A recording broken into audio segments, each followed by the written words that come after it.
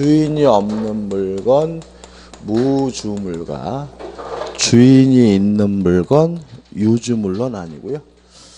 만약에 무주물인 부동산이면 국가 소유입니다. 고요.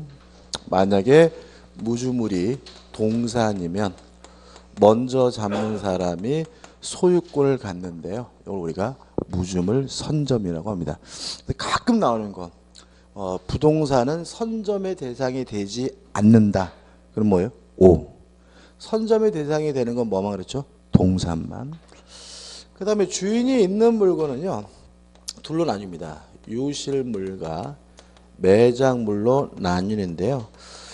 조심할 것은 뭐냐면 잊어버린 게 유실물, 땅 속에 있는 게 뭐요? 매장물. 이게 아니에요. 법적으로는 발견이 용이한 상태에 놓여져 있는 유주물이 유실물이고요. 발견이 곤란한 상태에 놓여져 있는 유주물이 뭐죠? 매장물입니다. 따라서 예를 들어서 제가 손 씻으면서 반지를 빼놨어요. 세면대 위에 있었어요. 그러면 유실물이죠.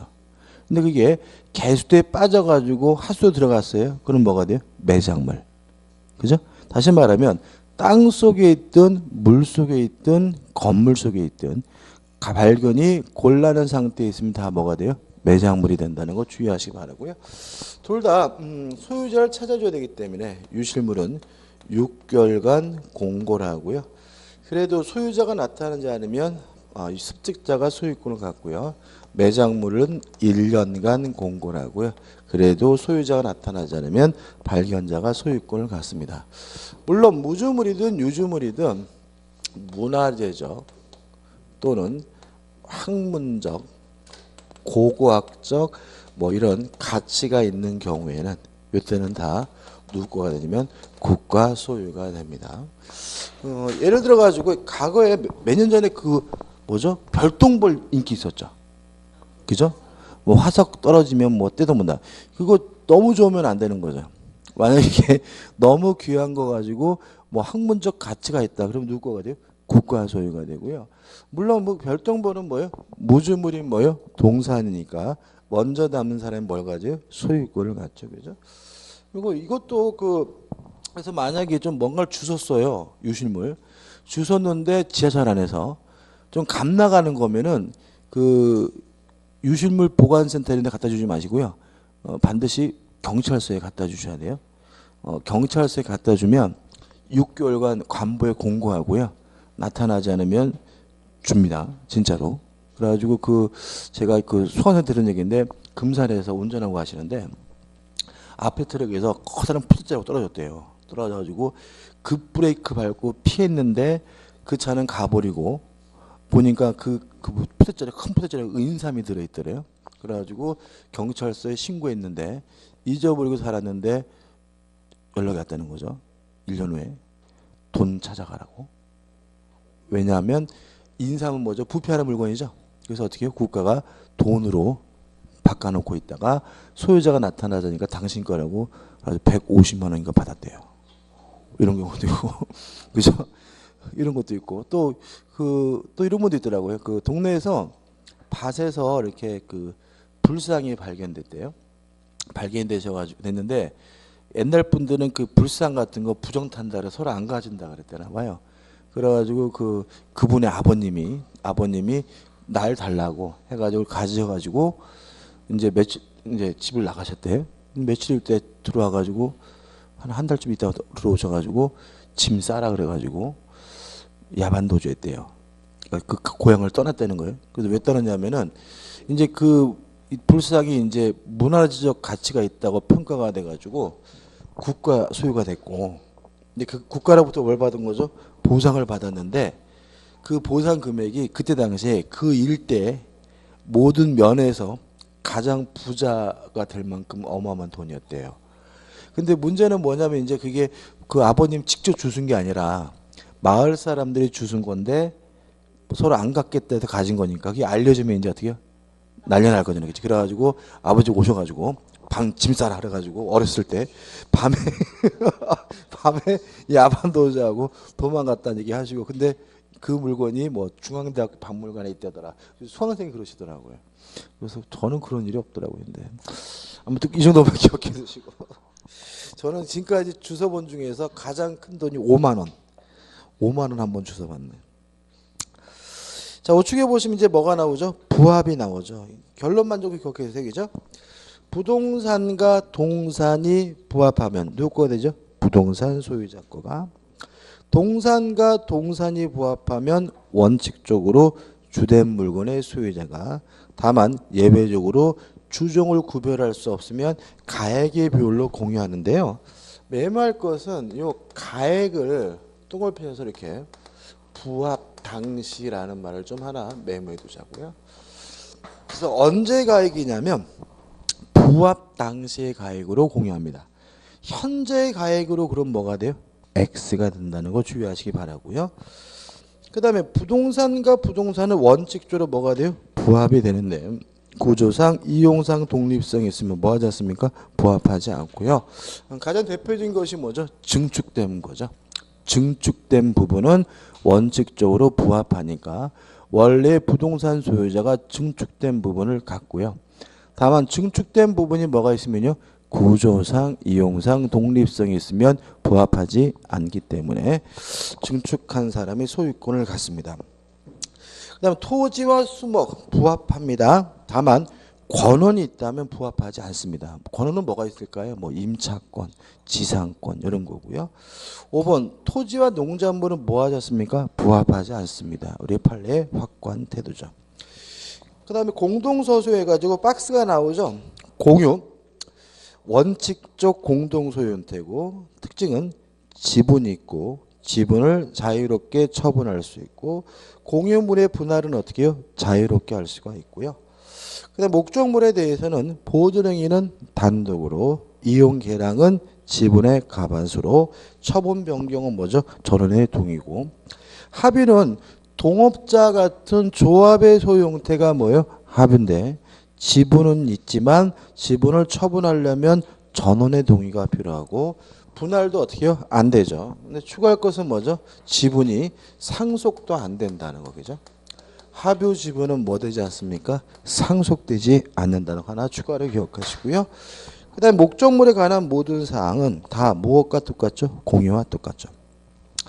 그 다음 법인격 없는 사단의 소유 형태가 뭐죠? 총유인데 특징은 뭐가 없죠? 지분 자체가 없다. 따라서 지분 자체가 없으니까 분할한다, 지분을 처분한다라는 건 아예 문제되지 않고요. 총유물에 관한 모든 사항은 다 무엇을 통해서요? 사원총회의 결의를 통해서 하게 된다는 거 잊지 마시고요. 넘겨보시면 이제 공유의 의의가 나오고 공유의 지분에서 지분의 비율이 나오는데 공유 가장 중요한 논점은 뭐냐면 공유란 물건을 나눠 가지고 있는 것이 아니라 소유권을 나눠 가지고 있는 거란 얘기죠. 따라서 공유 지분은 소유권에 대해서는 일부지만 목적물, 물건에 대해서 뭐죠? 전부에 대한 권리라는 거 잊지 마시기 바라고요. 따라서 만약에 공유자가 손해배상을 청구한다 또는 부당이득 반환을 청구하는 것은 소유권에 대해서는 어떻게 해요? 일부니까 지분, 범위 내에서만 청구할 수 있다는 거 잊지 마셔야 되고요. 그렇지만 목적물에 대해서는 뭐예요? 전부니까 반환을 청구하거나 방해, 배제를 청구하는 것은 지분 범위가 아니라 뭐죠? 전부에 대해서 다 청구하게 된다는 거죠. 그래서 우리가 좀 생각해 볼 게 있는데 한 4가지만 연습해 보자고요. 자, 토지가 있는데요. 이 토지가 갑과 을의 공유고 지분이 각 2분의 1씩인데요. 첫 번째 사례입니다. 병이라는 사람이 불법으로 점유를 하고 있어요. 이때 갑은 병에게 단독으로 전부에 대한 반환을 청구하는 것이 가능하다는 거죠. 왜냐하면 병에게 반환을 청구하는 것은 보존행위이기 때문에 그죠? 자신의 권리를 뭐예요? 보존하는 거니까 뭐죠? 단독이고 공유지분은 목적물에 대해서는 뭐예요? 전부에 대한 권리니까 전부에 대해서 반환을 청구하는 게 가능하고요. 꼭 기억해 두시고 다만 손해배상이나 부당이득 반환은 2분의 1만 청구하는 거다. 왜냐하면 소유권에 대해서는 뭐예요? 일부기 때문에 손해배상 부당이득 반환은 어느 범위 내에서만요? 지분 범위 내에서만 하는 거니까요. 아주 간단한 사례지만 내려고 할 때 좀 낼 수도 있으니까 좀 생각해 보시기 바라고요. 그 다음에 두 번째가 갑과 을이 공유하고 있고 각 지분이 2분의 1인데 갑이 혼자서 요 토지를 점유하고 있어요.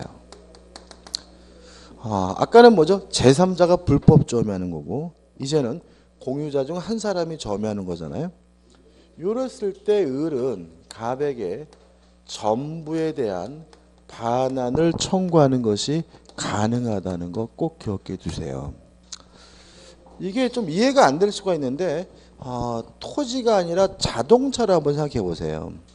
자동차가 갑과 을이 공유인데 맨날 갑만 혼자 타고 다닌다면 을은 나도 좀 타다는 의미에서 자동차 어디를요?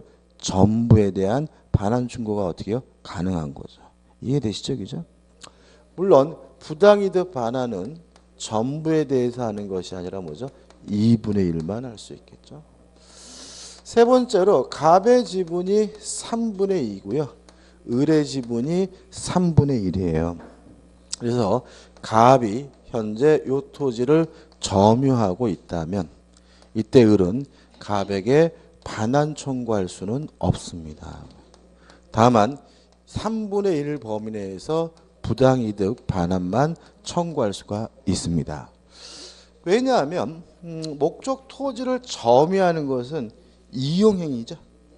이용행위는 어떻게 해요? 지분의 과반수로 결정하잖아요. 그래서 갑의 지분이 몇 빚이에요? 3분의 2. 과반수를 넘고 있다면 갑이 나 혼자만 점유하겠다라고 결정해도 상관이 없는 거예요. 그래서 이게 반수하고 과반수는 엄청난 차이가 있는 거죠. 그죠? 반수는 안 되고 과반수. 그래서 솔직히 기업들도 과반수를 획득하기 위해서 막 무리를 하잖아요. 50%하고 뭐죠? 50.0001%는 뭐죠? 어마어마한 차이점이 있게 되니까 좀 주의하시기 바라고요. 그다음 마지막으로 네 번째로 갑의 지분이 3분의 2고요. 을의 지분이 3분의 1인데 병이 현재 점유하고 있는데 이 병은 왜 점유하고 있냐면 갑과 임대차 계약을 해서 임차인으로서 점유하고 있을 때는 을은 병에게 아무것도 청구를 못해요. 왜냐하면 이 토지를 임대하는 것은 이용행위이기 때문에 지분의 과반수로서 결정하고요. 갑의 지분은 몇 분의 몇이죠? 3분의 2. 갑이 단독으로 뭐 할 수 있어요? 임대할 수가 있습니다. 따라서 을은 병은 뭐죠? 적법한 임차인이기 때문에 을은 병한테 반환을 청구할 수도 없고 뭐죠? 부당이득 반환도 뭐 하지 못해요? 청구하지 못해요. 좀 어려운 거예요, 그죠? 그러면 여기서 뭐라도 잊지 마세요. 요 첫 번째 거라도. 이게 뭐 가장 전형적이죠. 그래서 지분은 뭐죠? 공유 지분은 소유권에 대해서는 뭐예요? 일부지만 목적물에 대해서는 뭐예요? 전부다. 따라서 반환이나 방해 배제는 전부에 대해서 청구하고 부당이득 반환이나 손해배상은 어떻게 해요? 지분 범위 내에서 청구한다. 이 첫 번째 거라도 꼭 잊지 마시고 기억해 두시기 바랍니다.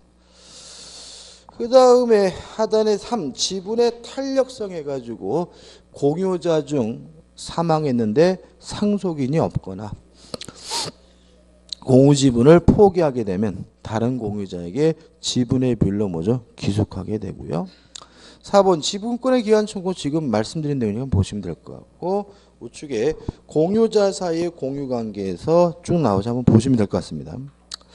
그 다음에 우측 맨 밑에 보시면 공유물에 뭐가 나오죠? 분할에서 의의가 나오는데 일단 공유물의 분할은 자유롭습니다.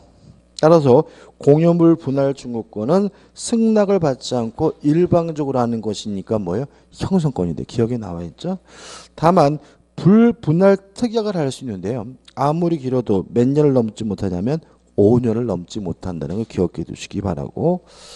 그 다음에 분할의 방법에서 니은번 협의로 분할하는 것이 뭐예요? 원칙인데 만약에 협의가 성립되지 않는다면 법원에 공유물 분할을 청구할 수 있고요. 공유물 분할을 청구하게 되면 뭘 하게 되죠? 재판상 분할을 하게 되고요. 분할의 효과 해가지고 이거는 매매 아니면 교환입니다. 따라서 공유자 간의 담보 책임을 부담하게 된다는 정도 기억해 두시기 바랍니다. 자, 131페이지부터 이제 뭐가 나오죠? 지상권. 그래서 타인의 토지 사용권입니다. 어떤 토지 사용권이죠? 건물이나 기타 공작물, 수목을 소유하기 위하여 남의 땅을 쓸 수 있는 권리가 지상권입니다. 그래서 지상권 개념에서 잊지 말아야 될 것은 뭐에 대한 사용권이죠? 토지에 대한 권리는 잊지 마셔야 되고요. 그 다음에 지상권에 취득해가지고 법률행위 한 취득해서 설정 계약과 등기를 함으로써 취득하는 것이 뭐예요? 원칙이지만 흔하진 않고요. 2번 법률 규정에 의한 취득해가지고 2번 법정지상권이 흔합니다. 일단 법정지상권 내용을 보기 전에 먼저 기본적인 생각은 뭐냐 하면 건물이 존재하고 있었고요.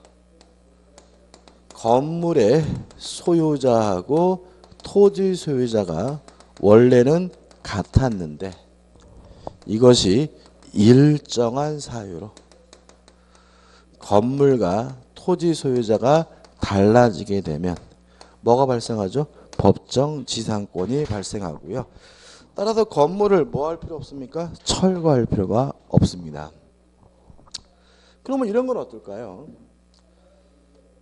갑이 소유하는 토지예요. 을이 갑으로부터 승낙을 얻어서 건물을 새롭게 신축을 했어요. 이랬을 때 을은 법정지상권을 취득할까요? 못할까요? 못하겠죠. 왜냐하면 법정지상권이라는 것은 같았다가 달라져야 돼. 을은 갑으로부터 승낙을 얻어서 신축을 했다는 말은 신축할 때부터 토지와 건물의 소유자가 다르기 때문에 이때는 뭐가 발생하지 않아요? 법정지상권이 발생하지 않아요. 따라서 을은 뭐 임차권을 설정하든 지상권을 설정하든 따로 뭐예요? 설정이 필요한 거죠. 그죠? 그 다음에요. 땅이 갑의 것이고 나대진 상태에서 저당권이 설정이 되고요. 그리고 나서 갑이 건물을 신축을 했는데 돈을 못 갚자 저당권자가 경매를 했어요. 그래서 병이 경락을 받았을 때 갑에게 법정지상권 인정이 되나요? 안 되나요? 안 된다. 왜냐하면 저당권이 설정되고 나서 건물이 신청됐다는 말은 저당권 설정 당시 뭐가 없었기 때문에? 건물이 없었기 때문에. 따라서 결국은 건물이 원래는 어떻게 해요? 있었는데 같았다가 달라지면 뭐가요? 법정지상권이 발생합니다. 물론 이 건물이 무허가든 미등기든 불법 건물이든 그런 건 뭐하지 않습니까? 따지지 않습니다. 그죠? 그럼 보자고요. 자, 기억 보시면 대지와 그 지상의 건물이 동일한 소유자에 속하는 경우 그러면 건물이 있었고 건물과 토지 소유자가 같았다는 얘기죠. 근데 건물에만 전세권을 설정한 후 그 대지 소유자가 변경됐다는 말은 땅 주인만 바뀌었다는 거니까 토지와 건물의 소유 달라지기 때문에 뭐가 발생해요? 법정 지상권이 발생하죠.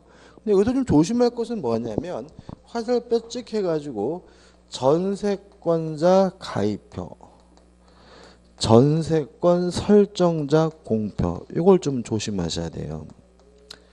자, 이게 무슨 말이냐면 지상권이란 건물을 소유하기 위해서 남의 땅을 쓸 수 있는 권리니까 원칙적으로 건물의 소유자가 있는 거예요.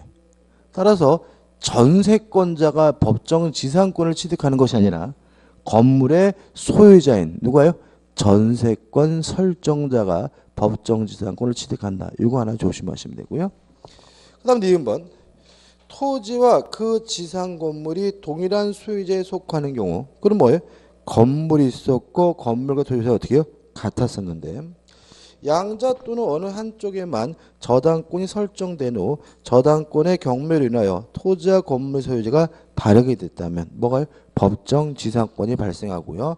여기서 조심할 것은 건물은 언제 있어야 되냐면 저당권 설정 시에 있어야 된다. 이거 하나 주의하시면 되고 디귿번은 안 읽어보셔도 되고요. 리을번도 뭐죠? 안 읽어봐도 됩니다. 그 다음 미음번 간섭법상 법정지상권은 일정한 사유가 뭐냐면 매매 기타 사유예요. 그래서 건물이 있었고 건물과 토지 소유가 어떻게 해요? 같았는데 매매 기타 사유로 달라지면 뭐가요? 관습법상 법정지상권이 생기고요. 또 분묘기지권, 분묘를 소유하기 위해서 남의 땅을 쓸 수 있는 권리도 뭐죠? 일종의 법정지상권, 분묘기지권이라는 개념만 하시면 되겠죠.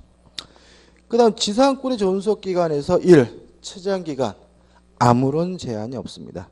따라서 영구무한으로 설정하는 거 가능하고요.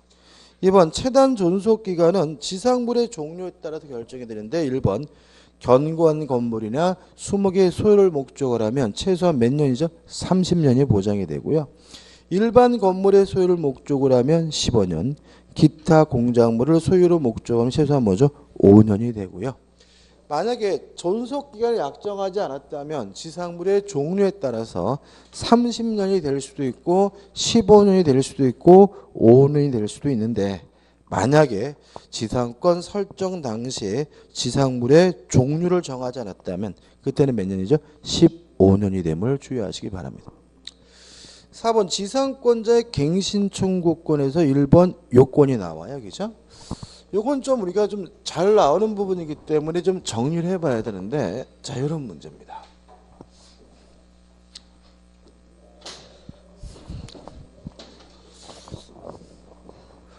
지상권이 소멸하면요 원칙적으로 원상복구, 원상회복을 해야 합니다. 따라서 건물이 있으면 그 건물을 철거해 줘야 되는 것이 원칙입니다. 다만 멀쩡한 건물을 때려 부시는 것이 아깝다면 지상권 설정자인 토지 소유자는 네 건물 나한테 팔아라. 지상물 매수를 청구할 수가 있고요. 요 지상물 매수 청구권이 형성권이기 때문에 지상권자는 못 팔겠다라고 뭐 하지 못합니까? 거부하지 못합니다. 이렇게 가는 것이 뭐예요? 원칙이에요. 그럼 교재 보자고요. 4. 지상권자의 갱신 청구권에서 1번 요건 보시면 존속기간의 만료로 지상권이 소멸하는 경우여야 한다. 이렇게 나와 있죠. 자, 이게 무슨 말이냐면 여러 가지 소멸 사유 중에서 한 가지 사유, 존속기간이 만료됐다는 사유로 소멸된 경우만은 원상복구 안 해도 된다는 거예요. 이때는 한 번 더 합시다. 갱신을 청구할 수가 있고요. 그 갱신 청구에 대해서 거부당하면 이제 누가요? 지상권자가 내 건물 사라 지상물 매수를 청구할 수 있다는 얘기고요. 이때 이것도 뭐예요? 형성권이기 때문에 지상권자는 뭐 하지 못합니까? 거부하지 못합니다. 자, 그럼 여기서 생각해 보자고요. 그럼 이걸 왜 적었냐면 원칙과 예외를 좀 구별하셔야 돼요. 공부하시다 보면 자꾸 밑에 게 원칙적으로 좀 원칙이라고 생각하신단 말이죠. 밑에 있는 것은 원칙이 아니라 뭐예요? 예외예요. 그래서 지상권자가 내 건물 사라는 지상물 매수를 청구하기 위해서는 특별한 뭐가요? 요건이 필요한 거예요. 첫째, 존속기간의 만료로 뭐가 됐어야 돼요? 소멸됐어야 돼요. 왜요? 다른 사료 소멸하면 철거해야 됩니다. 두 번째, 갱신 청구했다가 뭘 당했어야 돼요? 거부당했어야 돼요. 만약에 존속기간의 만료로 소멸됐다 하더라도 바로 내 건물 사라 지상물 매수는 청구할 수 없음을 주의하시기 바랍니다. 끝입니다. 그 다음에 우측에 4번 지상권의 효력 한번 보시되 중요한 것은 2번 필요비 상한은 청구할 수 없으나 유익비 상한은 청구할 수가 있다. 왜냐하면 지상권은 물권이죠. 물권은 직접 지배권, 스스로 알아서 사용 수익해야 돼요. 그래서 앞으로 배울 지역권이나 전세권과 같은 용익 물권들은 다 무엇을 청구하지 못하죠? 필요비 상한은 청구할 수 없다는 건 꼭 기억해 두셔야 되고요. 그 다음에 3번 해가지고 나와 있는데, 자, 이런 문제입니다. 읽어볼까요? 이렇게 토지와 건물의 소유자가 달라지게 되면 뭐가 발생합니까? 법정 지상권, 지상권을 취득하거든요. 그럼 생각해 보자고요. 땅이 갑의 것이고 건물이 을의 것이면 이 지상권이 건물 밑바닥 땅에만 인정되느냐? 그럴 수는 없다는 거죠. 만약에 건물 밑바닥 땅에만 인정이 된다면 건물을 철거당하지는 않겠지만 건물을 사용할 수는 없는 거죠. 따라서 지상권의 범위는 이 건물을 사용하기 위해서 필요한 범위에서 주의 공지까지 뭐가 돼요? 확장이 됩니다. 이해되시죠? 따라서 이런 질문 어떨까요? 법정 지상권의 범위는 한 필지 토지 전체다는 X에. 왜냐하면 한 필지 토지 이렇게 형식적으로 따지는 것이 아니라 건물을 소유하기 위해서 필요한 범위에서 주의 공지까지 뭐죠? 확장된다는 말은 한 필지 전체라는 보장은 없다는 거 하나 좀 주의하시기 바라고요. 그 다음에 을이 건물을 철거했어요. 그래도 지상권은 뭐 되지 않냐면 소멸되지 않습니다. 왜냐하면 지상권은 토지 사용권이니까요. 그럼 철거하더라도 지상권이 소멸되지 않는다는 말은 을이 건물을 뭐 할 수 있다는 얘기예요? 또 질 수 있다는 얘기죠. 그래서 우리가 어떻게 졌냐면 요렇게 또 지었어요. 요렇게. 요랬을 때 또다시 뭐 되면 안 되겠어요? 확장되면 안 되겠죠. 따라서 새로 신축한 건물의 지상권의 범위는 신건물을 기준으로 해서 그 범위가 결정되는 것이 아니라 무슨 범위요? 구건물을 기준으로 해서 그 범위와 존속기간이 뭐가 돼요? 결정된다는 거 주의하시기 바랍니다. 세 가지죠. 첫째, 법정 지상권의 범위는 건물을 소유하기 위해서 필요한 범위로 뭐죠? 확대된다. 또 건물이 철거되더라도 지상권은 뭐 되지 않습니까? 소멸되지 않습니다. 따라서 새롭게 건물을 신축하는 것이 가능한데 그 범위와 존속기간은 신건물이 아니라 뭐죠? 구건물을 기준으로 결정된다는 거 기억해 주시면 되겠죠. 5번 지상권의 소멸해가지고 일반적 소멸 사유 흐름이 없고 하단에 보시면 지상권 설정자의 소멸 청구에서 2년 이상의 지료를 지급하지 않으면 뭘 당하냐면 소멸 청구당하거든요. 근데 이제 문제가 뭐냐면 지상권의 가장 중요한 특징인데 지상권은 원칙적으로 무상이라는 점입니다.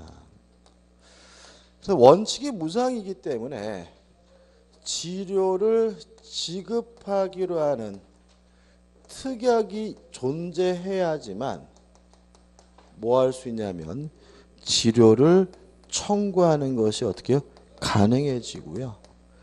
또 원칙이 무상이기 때문에 지료 지급에 관한 특약이 존재해야 2년치의 지료를 지급하지 않았다는 이유로 무엇도 가능해요? 소멸 청구도 가능하게 됨을 주의하시기 바랍니다. 최근에 이렇게까지 내지는 않지만 그냥 무턱대고 그냥 지료를 2년치를 안 내면 소멸 청구할 수 있다는 질문은 틀릴 수 있는 질문이에요. 왜요? 원칙이 뭐예요? 무상이기 때문에요. 그 다음에 원칙이 무상이기 때문에 이러한 지료 지급하는 특약을 가지고 제3자에게 대항하려면 뭐가 필요하죠? 등기가 필요하다는 것도 주의하시기 바랍니다. 그 다음에 지상권 소멸의 효과 해가지고 1, 2, 3 설명드린 거 한번 보시면 될 것 같고요. 그 다음에 6번 특수지상권에서 1번 뭐가 나오죠? 구분지상권. 구분지상권은 뭐죠? 땅속의 특정층, 땅속의 일부분을 특정해서 사용권을 설정하면 뭐죠? 구분지상권이고요. 항상 조심할 것은 2번 수목의 소유를 하기 위한 구분지상권 설정은 뭐죠? 부정된다. 따라서 구분지상권의 목적에서 수목은 뭐죠? 빠진다는 거 주의하시기 바라겠죠. 기억을 놓고 하나 설명드릴까요? 그 판례가 이런 게 있더라고요. 이제 이 양반이 이제 어떻게 임야 산을 가지고 있는 거예요. 갑이라는 분이. 근데 갑이 가지고 있는데 도로공사에서 터널 고속도로를 뚫는다고 이 땅의 특정층에다가 뭘 설정했냐면 구분지상권을 설정했어요. 이해되시죠? 그죠? 그죠? 이해되시죠? 구분지상권, 그죠? 특정층에다. 구분지상권 설정하고 어떻게 해요? 도로공사 이제 공사를 시작하겠죠, 그죠? 신사를 했는데 이 땅을 파다 보니까 뭐가 나와요? 암석이 나오죠, 돌이.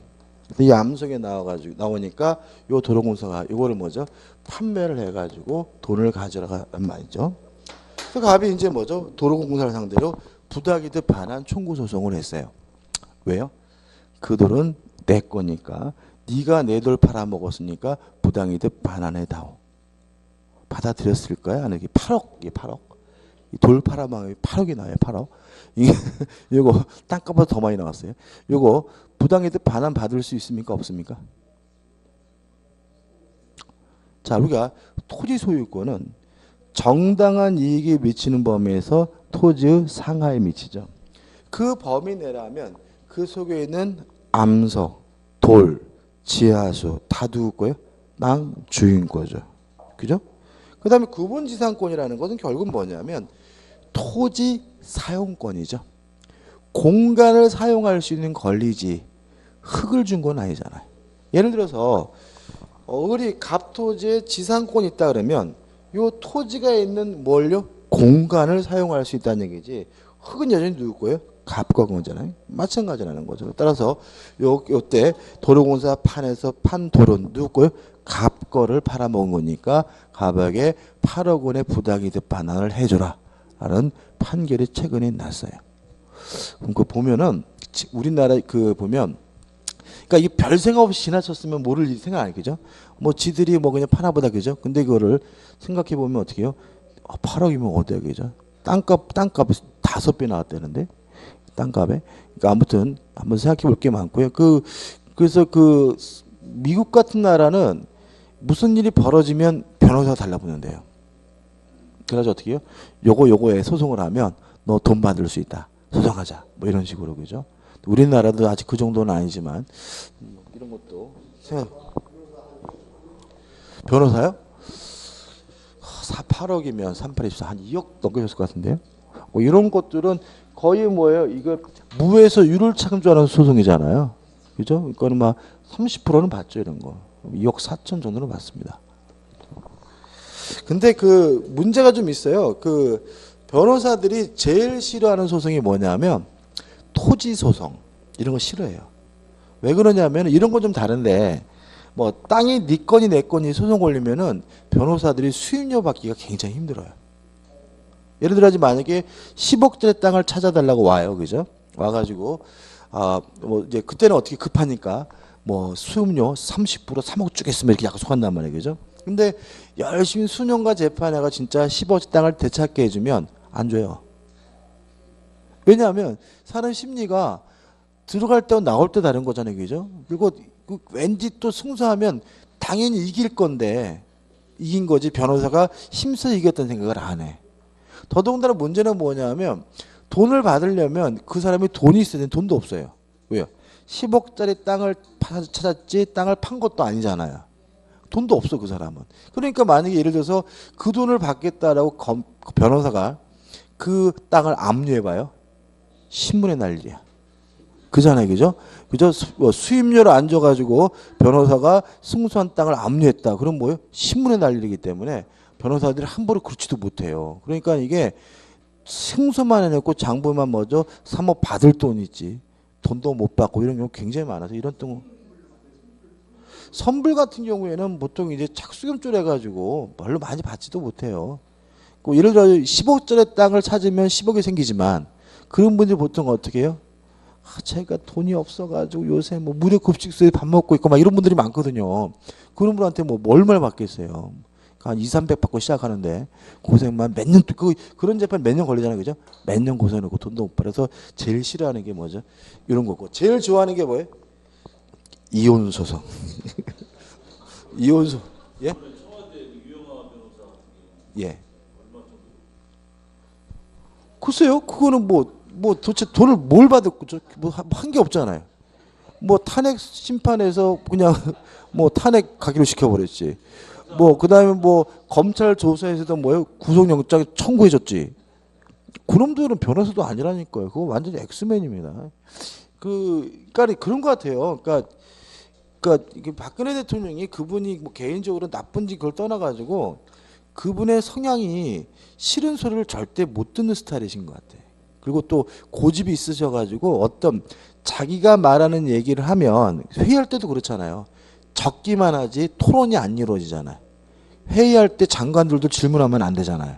그러니까 자기 생각과 다른 뭔가를 얘기하면은 큰일 나는 분위기다 보니까 주위에 맨 뭐예요? 또라이들만 모여 있는 거죠. 그냥 예스맨. 예? 그러니까 최순실 말만 듣는 거잖아요. 그죠? 그러니까는 또라이들만 모여가지고 그 양반이 뭐라 그랬겠어요. 탄핵 소추할 때도 뭐죠? 탄핵 소추 이념 경제 나왔을 때 놀랬대잖아요. 남들은 다 탄핵 소추 될 거라 하는데 본인만 충격받았잖아요. 왜요? 주변에 있는 관들이 뭐라고 했어요? 안 될 거라고. 기각될 거라고. 걱정하지 마. 이런 놈들만 모여 있는 거예요. 그죠? 거기에다가 또 이번에 또 뭐예요? 영장 청구됐더니 뭐예요? 울부짖고 막, 그죠? 뭐 밖에서 소리가 들릴 정도로 큰 소리 내고 막 그랬다는 거, 막 울부짖고 막 그랬다는 거예요. 뭐 누가 봐도 다 뭐예요? 영장 청구될 거라는데 본인만 뭐예요? 안 된다고 생각한 거잖아요. 왜요? 주변에 있는 놈들이 대통령 걱정하지 마십시오. 이분 잘하셨기 때문에 영장 그거 청구 안 합니다. 걱정하지 마시라고. 어떤 소리 했으니까 그 양반은 어떻게 해요? 또 굳게 믿고 있다가 또 어떻게 해요? 그러니까 어떻게 해요? 자꾸 이 사람 뭐에 속으로 당하는 거지. 그러니까는 주변에서 자꾸 어떻게 해요? 탄핵 소추가 될지도 모릅니다. 라고 연지를 줬어야 탄핵 소추가 나도 덜 억울하고 당한 것 같지가 않잖아요. 근데 주변 사람은 다 안 된다고 하는데 당하니까 뭐예요? 억울하고. 그죠? 영장도 청구 안 된다고 주변 사람은 다 얘기하는데 청구되니까 뭐예요? 억울하고. 나만 당하는 것 같고. 그러니까 주변에 있는 놈들이 또라이들인 거죠. 그죠? 다 미친 놈들. 뭐 솔직히 영장 그 실질 심사 들어가 봐야 뭐 하겠어요? 그 다고 뭐 근데 그것도 그러니까 정상적인 사람이면은 아 내가 영장 실질 심사받아 의미 없겠구나라고 받아들여야 되는데 그 양반 지금도 아직도 어떻게 해요? 억울한 거야 아직도. 이놈이 나를 엮는 거야 아직도. 그죠? 진실을 밝혀야 돼. 그래서 마지막으로 누구한테요? 판사 앞에 가가지고 진실을 밝히겠다는 거죠. 그럼 뭐라 그래? 판사는 예. 그리고 그냥 영장 그냥 발부해버리죠.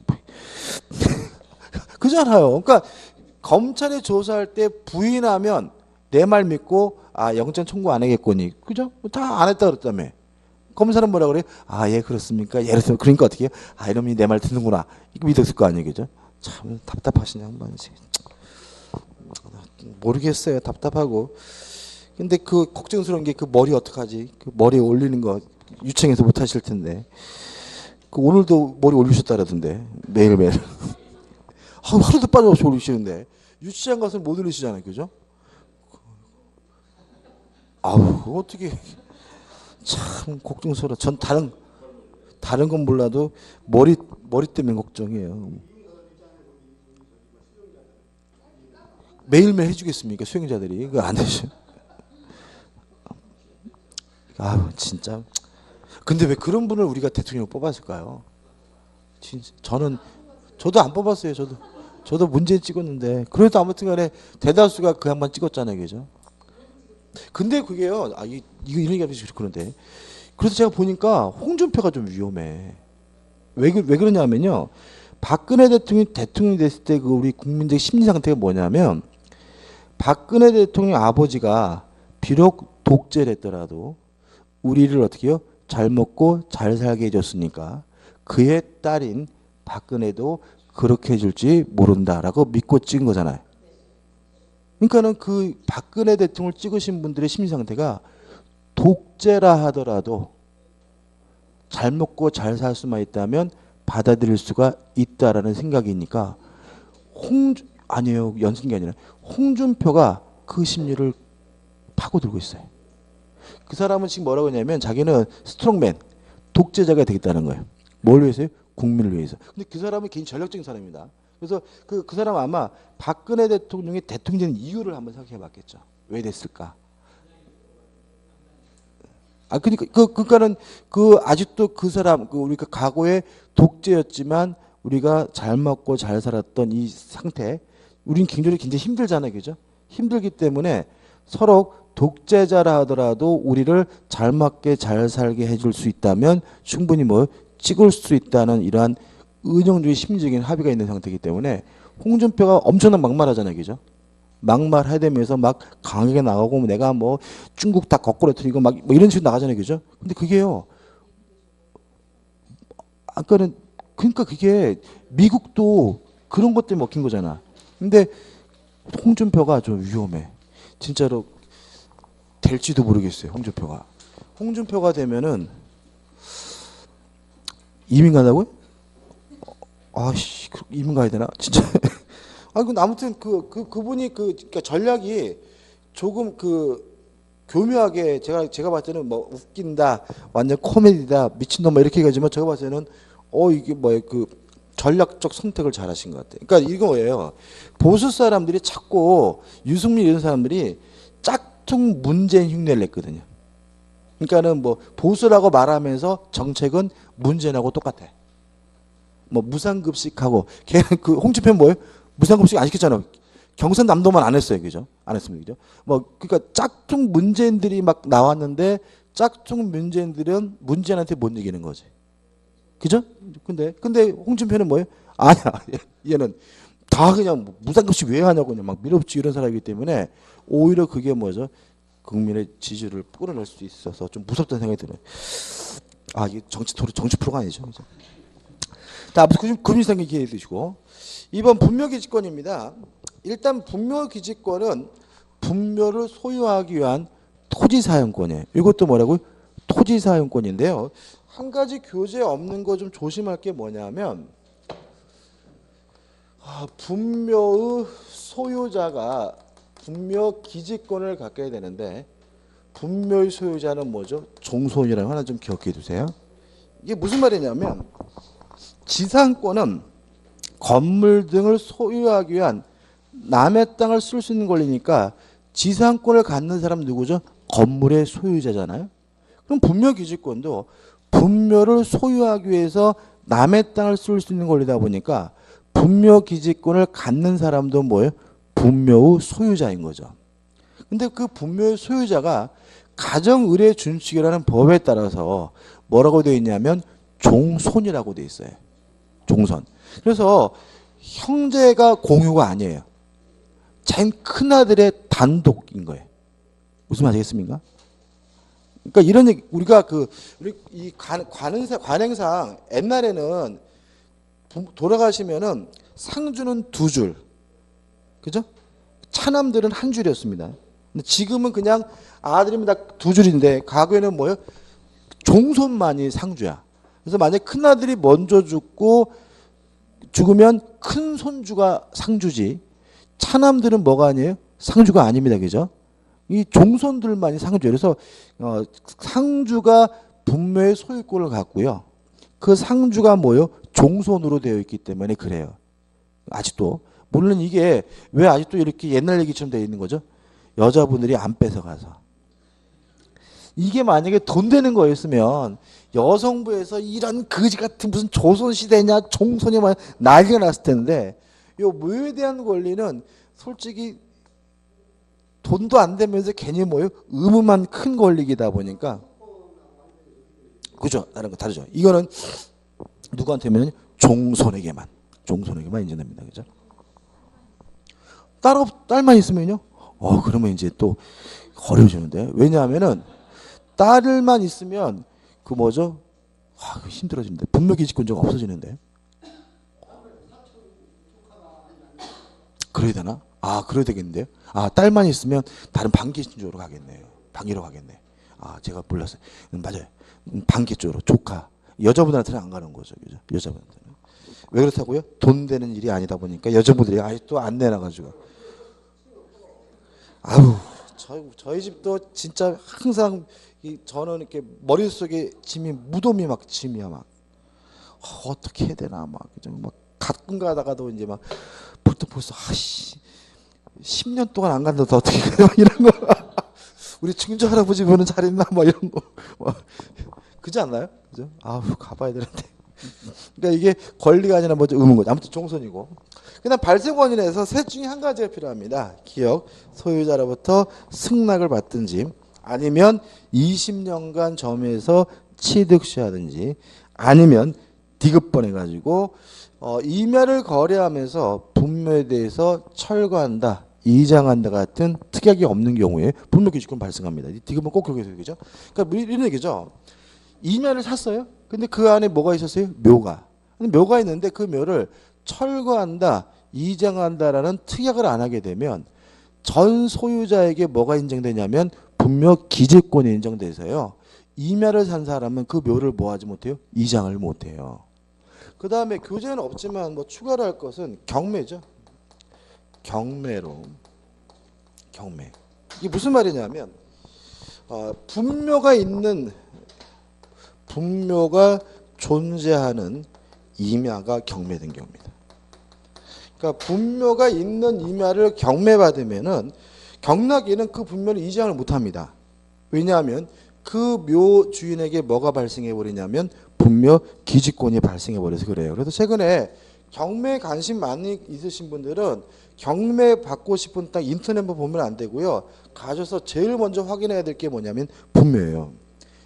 분묘가 있느냐. 그거 이장 못한다고 생각하셔야 돼. 왜? 분묘 기지권이 발생하니까.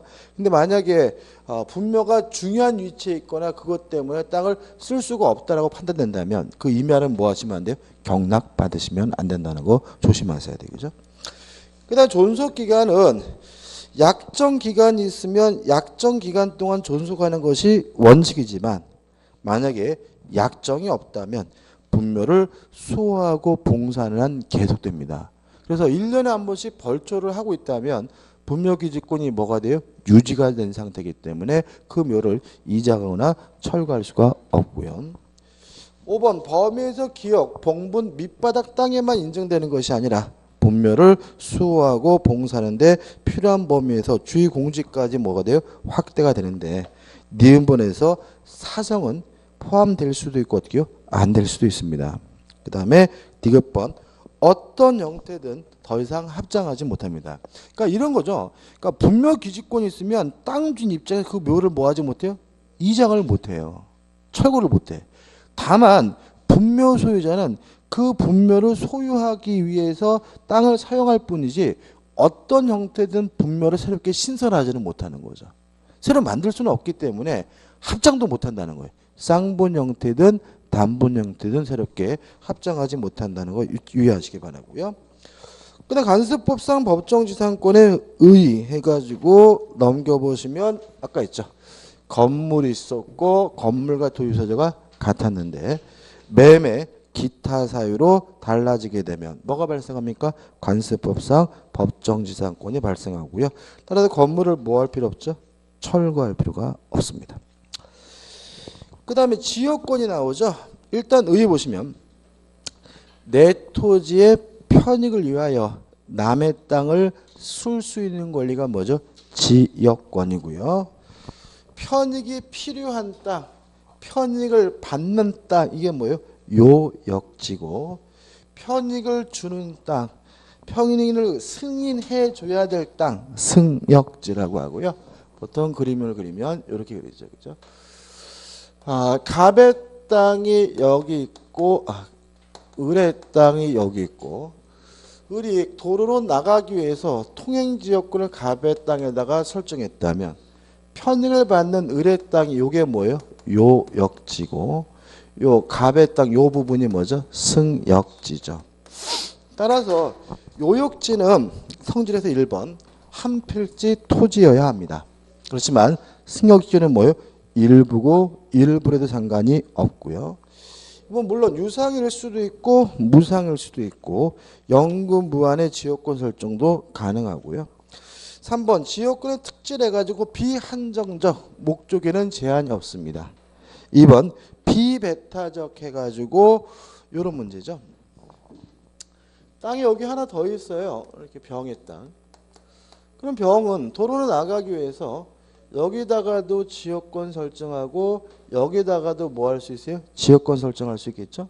그럼 이 땅은 을에게도 지역권이 있고 병에게도 뭐가 있습니까? 지역권이 있으니까 똑같은 내용의 지역권이 중복될 수 있다.